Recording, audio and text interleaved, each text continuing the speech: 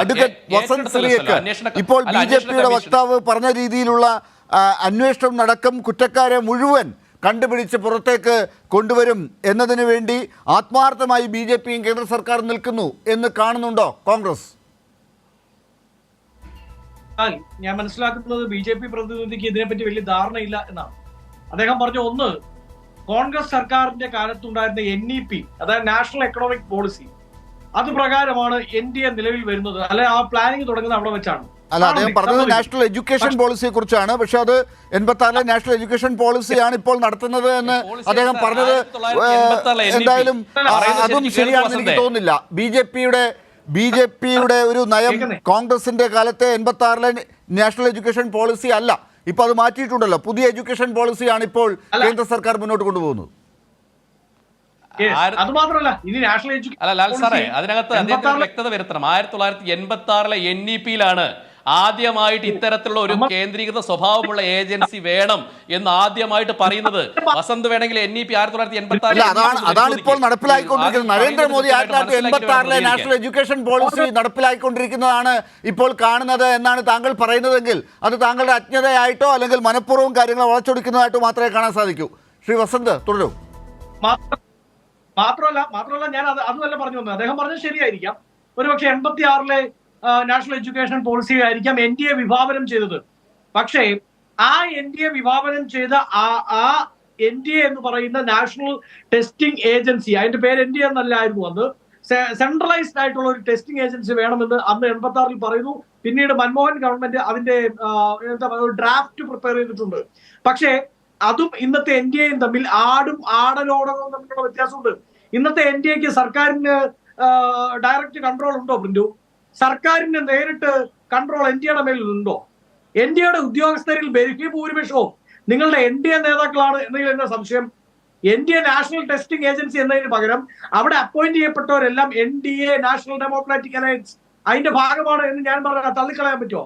ഇപ്പൊ ബീഹാറിൽ തേജസ്വി യാദവിന്റെ കഥ പറഞ്ഞു. നിങ്ങളല്ലേ ഭരിക്കുന്നത്? ബീഹാറിലെ ഏറ്റവും പ്രധാനപ്പെട്ട കക്ഷി നിങ്ങളുടെ കേന്ദ്ര സർക്കാരിലെ മുന്നണിയുടെ ഭാഗമല്ലേ? പിടിക്കണമെന്നേ, പിടിച്ചിട്ട് മുമ്പോട്ട് കൊണ്ടുപോകണം. നോക്കൂ, ഇതുമായി ബന്ധപ്പെട്ട ഏതെങ്കിലും വിദ്യാർത്ഥികളോ അല്ലെങ്കിൽ ആ പേപ്പർ ചോർത്തി കൊടുത്തതോ മാത്രമല്ല പ്രശ്നം. ഇതിന്റെ പ്രശ്നം തുടങ്ങുന്നത് റിസൾട്ട് പബ്ലിഷ് ചെയ്യുന്ന ദിവസം തൊട്ടാണ്. NTA, അതായത് നിങ്ങൾ പറയുന്ന ഞങ്ങൾ വിഭാവനം ചെയ്ത NTA ഉണ്ടല്ലോ, ആ NTA റിസൾട്ട് പ്രഖ്യാപിക്കുമെന്ന് മുൻകൂട്ടി പറഞ്ഞിരുന്നത് ജൂൺ 14-ാം തീയതിയാണ്. 10 ദിവസം മുമ്പ് ജൂൺ 4-ാം തീയതി ഇന്ത്യ മുഴുവൻ ഇലക്ഷൻ റിസൾട്ടിന്റെ ആലസ്യത്തിലായിരിക്കുമ്പോ പ്രതിപക്ഷവും ഇവിടുത്തെ വിദ്യാർത്ഥി സംഘടനകളും ഒക്കെ ഇലക്ഷൻ റിസൾട്ടുമായി ബന്ധപ്പെട്ട അതിന്റെ ഹാങ് ഓവറിൽ നിൽക്കുന്ന സമയത്ത് രാത്രിക്ക് രാത്രി ഈ റിസൾട്ട് ഒളിച്ചു കടത്താൻ വേണ്ടി എന്തിനാണ് മുന്നൊരുക്കമില്ലാതെ, മുൻ പ്രഖ്യാപനമില്ലാതെ NDA റിസൾട്ട് പ്രഖ്യാപിച്ചത്? 10 ദിവസം മുമ്പ് പ്രഖ്യാപിക്കുന്ന എന്ത് എമർജൻസി ആയിരുന്നു ഈ റിസൾട്ടുമായി ബന്ധപ്പെട്ട് NDAക്കുള്ളത്? വിശദീകരണമുണ്ടോ? 1. 2, നിങ്ങളുടെ NDA പറയുന്നു ഞങ്ങൾ ഗ്രേസ് മാർക്ക് കൊടുത്തത്രേ. ഗ്രേസ് മാർക്ക് കൊടുത്തുകൊണ്ടാണ് അബ്നോർമൽ ആയ ഒരു മാർക്ക്, അതായത് 4 മാർക്ക് വീതമുള്ള 180 ചോദ്യങ്ങളാണ് ഉള്ളത്. 720 മാർക്ക് ടോട്ടൽ വരും. ഒരാൾ ഒരു ചോദ്യം ചെയ്തില്ലെങ്കിൽ എത്ര ഉണ്ടാവും? 716 മാർക്കേ ഉണ്ടാവാൻ പാടുള്ളൂ. 17, 18, 19 എന്ന മാർക്കുകൾ അബ്നോർമൽ ആണ്. അങ്ങനെ മാർക്കുകൾ കിട്ടിയെന്ന് ഇവിടുത്തെ പ്രതിപക്ഷവും വിദ്യാർത്ഥി സംഘടനകളും ഉയർത്തി കാണിക്കുമ്പോൾ NDA പറയുന്നത് ഞങ്ങൾ ഗ്രേസ് മാർക്ക് കൊടുത്തു, അതുകൊണ്ടാണ് അങ്ങനെ മാർക്ക് ഉണ്ടാകുന്നത്. ഓക്കെ, ഗ്രേസ് മാർക്ക് കൊടുക്കുന്നതിന്റെ സംവിധാനം NDAയുമായി ബന്ധപ്പെട്ട് മറ്റു പരീക്ഷകളിൽ എന്താണ്? സ്വാഭാവികമായും റിസൾട്ട് പ്രഖ്യാപിക്കപ്പെടുന്നതിന് മുമ്പ് NDA ഒരു നോട്ടിഫിക്കേഷൻ ഇറക്കും. ഈ പരീക്ഷയിൽ ഞങ്ങൾ ഗ്രേസ് മാർക്ക് പ്രഖ്യാപിക്കാൻ പോകുന്നു. These are the rules and regulations. ഇതാണ് അതിന്റെ മാനദണ്ഡങ്ങൾ എന്ന് NDA പറയും. അതാണ് NDAയുടെ നിയമം. അത് പ്രഖ്യാപിച്ചിട്ടുണ്ടോ ഇതുമായി ബന്ധപ്പെട്ട്? NDA എപ്പോഴാണ് ഗ്രേസ് മാർക്കിന്റെ കഥ പറയുന്നത് ഇത് അടിമുടി അഴിമതിയാണെന്നും തട്ടിപ്പാണെന്നും പ്രതിപക്ഷവും ഇവിടുത്തെ വിദ്യാർത്ഥി സംഘടനകളും തുറന്നു പറഞ്ഞു കഴിഞ്ഞപ്പോ ഒരു ക്യാപ്സ്യൂളായി, പിടിച്ചു നിൽക്കാനുള്ള ക്യാപ്സ്യൂളായാണ് ഗ്രേസ് മാർക്ക് എന്ന സംവിധാനം പറയുന്നത്. ഇനി നിങ്ങൾ ഗ്രേസ് മാർക്ക് കൊടുത്തത് ശരിയാണെന്നിരിക്കട്ടെ, ഞാൻ ഓരോന്ന് പറഞ്ഞു വരികയാണ്. ഗ്രേസ് മാർക്ക് കൊടുത്തത് ശരിയാണെന്നിരിക്കട്ടെ, NDA പറയുന്നത് എന്താണ്? NDA പറയുന്നത് സമയം നഷ്ടപ്പെട്ട വിദ്യാർത്ഥികൾക്കാണ് ഗ്രേസ് മാർക്ക് കൊടുത്തത്. ഈ 30 ലക്ഷത്തോളം വരുന്ന വിദ്യാർത്ഥികൾ എഴുതിയ പരീക്ഷ, നേരത്തെ പ്രിന്റു പറഞ്ഞല്ലോ, 20-30 ലക്ഷത്തോളം വരുന്ന വിദ്യാർത്ഥികൾ എഴുതിയ പരീക്ഷയിൽ എത്ര പേർക്ക് സമയം നഷ്ടപ്പെട്ടിട്ടുണ്ട് എന്ന് NDAക്ക് ഒഫീഷ്യൽ കണക്കുണ്ടോ? ഉണ്ടെങ്കിൽ നിങ്ങൾ അതെങ്ങനെയാണ് കണ്ടുപിടിച്ചത്? വിദ്യാർത്ഥികളിൽ നിന്ന് പരാതി സ്വീകരിച്ചോ? അപ്പൊ നിങ്ങൾ പറയാൻ പോകുന്നത് വിദ്യാർത്ഥികൾ ഹർജിയുമായി എവിടെ പോയി? കോടതിയിൽ പോയി, സമയം നഷ്ടപ്പെട്ട. അപ്പൊ അങ്ങനെയാണെങ്കിൽ ആ വിദ്യാർത്ഥികൾക്ക് നിങ്ങൾ ഗ്രേസ് മാർക്ക് കൊടുത്തിട്ടുണ്ടോ?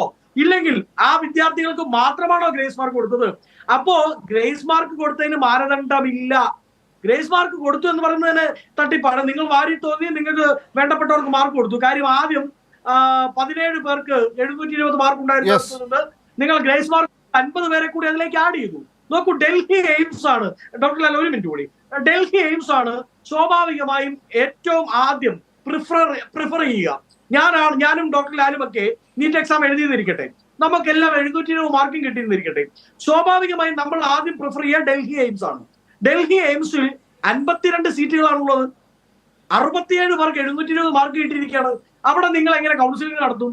അവിടെ എന്ത് മാനദണ്ഡത്തിലാണ് ബാക്കി ഈ പറയുന്ന 10-12 പിള്ളേരെ നിങ്ങൾ മാറ്റി നിർത്തുക?